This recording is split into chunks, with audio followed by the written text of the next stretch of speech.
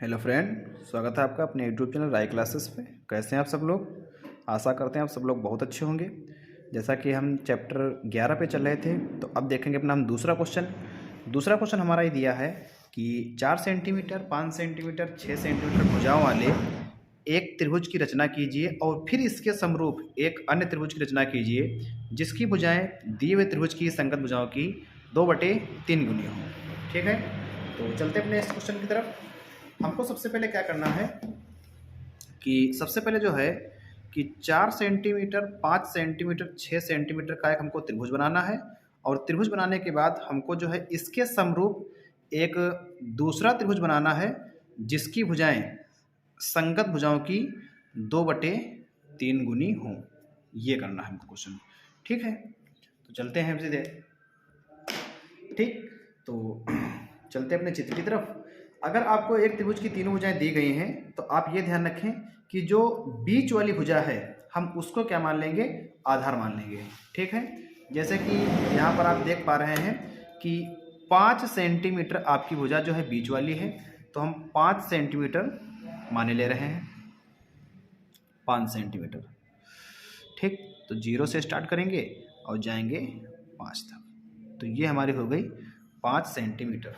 ठीक, ये हमारा ए बी रेखाखंड हो गया 5 सेंटीमीटर। ये ए है और ये बी है 5 सेंटीमीटर। ठीक, तो 5 सेंटीमीटर की रेखा हमने खींच ली। अब बचा है 4 और अब बचा है 6। तो सबसे पहले हम क्या करेंगे कि प्रकार और पटरी की सहायता से हम 4 सेंटीमीटर दूरी मापेंगे। ठीक है, प्रकार और पटरी की सहायता से 4 सेंटीमीटर की दूरी मापेंगे और जो 4 सेंटीमीटर की दूरी हमने मापी है इसकी चाप हम ए से लगाएंगे। तो ये हमारी चाप ये लग गई है। ठीक है, इसके बाद हम क्या करेंगे कि प्रकार की सहायता से हम 6 सेंटीमीटर की दूरी मापेंगे। 6 सेंटीमीटर की दूरी माप के फिर क्या करेंगे, हम एक दूसरी चाप लगाएंगे जो कि हम बी वाली नोक से लगाएंगे। ठीक है, ये ठीक, दोनों चाप एक दूसरे को सी पर काट रही हैं, तो यहाँ पर हम डाल देंगे सी। ठीक, दोनों चाप एक दूसरे को सी पर काट रही हैं। अब हम क्या कर देंगे, इसको मिला देंगे, ए से मिला देंगे और फिर यही जो है हमारी चाप कटी है इसको हम बी से मिला देंगे।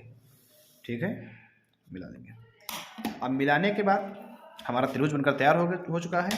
यहाँ तक जो हमारी रचना होगी, रचना हमारी जो हो जाएगी, सबसे पहले 5 सेंटीमीटर का हमने एक आधार खींचा ए बी और उसके बाद ए से एक 4 सेंटीमीटर की चाप लगाई और बी से एक 6 सेंटीमीटर की चाप लगाई।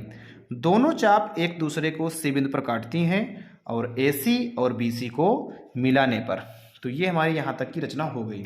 ठीक, इसके बाद हम आगे चलते हैं। आगे देखो अपना वही काम जो हमने रेखाखंड में किया था कि सबसे पहले क्या करेंगे कि ए से हम एक न्यून कोण रेखा डालेंगे। ये हमने डाल दी। ठीक है, अब यहाँ पर एक चीज़ ध्यान रखें, यहाँ पर जो आपको दिखाई दे रहा है कि 2/3 गुनी, तो यहाँ पर ध्यान रखें कि जो नंबर आपका बड़ा होगा 2 या 3, 2 और 3 में कौन सा बड़ा है? 3 बड़ा है। जो नंबर हमारा बड़ा होगा तो हम जो है न्यून कोण रेखा पर उतनी ही चाप लगाएंगे।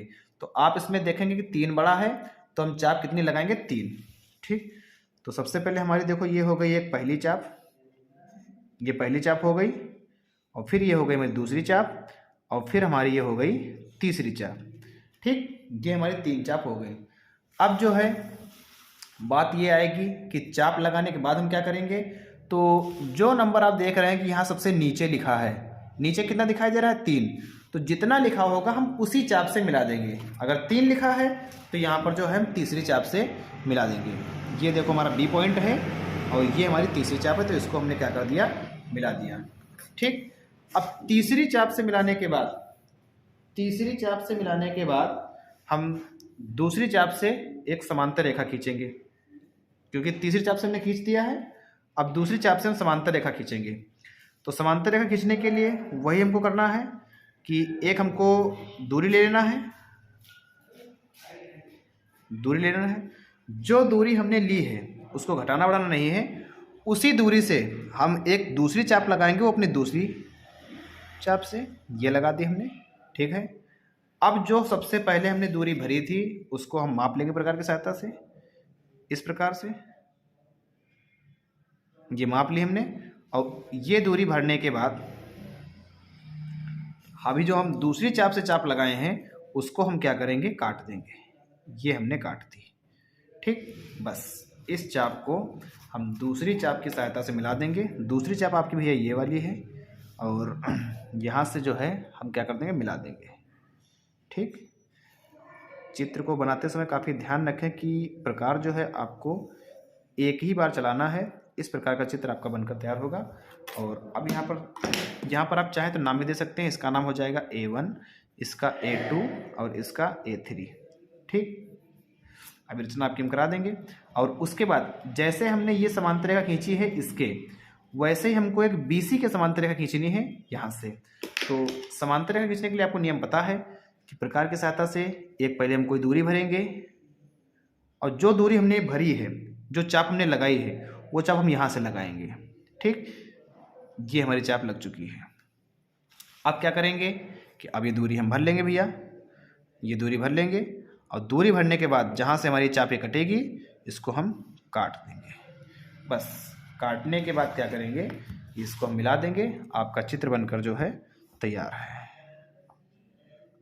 आपका चित्र बनकर तैयार है। बस अब यहाँ पर हम अपने नाम दे देंगे। यहाँ पे देखो A1 है, A2 है, A3 है। तो यहाँ पे एक हमको नाम देना है P, और यहाँ पर हमको नाम देना है Q।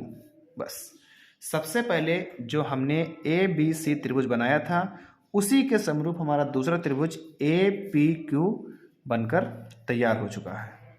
ठीक है, अब अगर हम इसकी रचना की बात करेंगे तो रचना हमारी हो जाएगी, सर्वप्रथम 5 सेंटीमीटर का एक रेखाखंड AB खींचा, और A को केंद्र मानकर एक चाप 4 सेंटीमीटर की लगाई, तथा B को केंद्र मानकर एक चाप 6 सेंटीमीटर की लगाई। दोनों चाप एक दूसरे को C पर काटती हैं, AC और BC को मिलाने पर। उसके बाद हमने A से एक न्यून कोण रेखा AR खींची, A से एक न्यून कोण रेखा AR खींची, और AR पर 3 समान दूरी लेकर चाप लगाए। चाप लगाते समय आप ध्यान रखें कि जो नंबर बड़ा होगा हमारी चाप उतनी लगेंगी। बड़ा नंबर हमारा 3 है तो हमारी चाप 3 लग जाएंगी। अब 3 चाप लगने के बाद आप ध्यान रखें कि जो नंबर नीचे लिखा होगा उसी चाप से हमको मिला देना है। नंबर हमारे नीचे लिखा है 3, तो हमने क्या किया, तीसरी चाप से मिला दिया। अब A3B के समांतर एक रेखा A2P खींची, और BC के समांतर एक रेखा PQ खींची। अब जो है हमारा ABC त्रिभुज है, ABC के समरूप त्रिभुज हमारा कौन सा है, APQ, जो कि यही हमको रचना करनी थी। हमारा त्रिभुज बनकर तैयार है। ठीक, तो इस वीडियो में इतना ही। थैंक यू, धन्यवाद।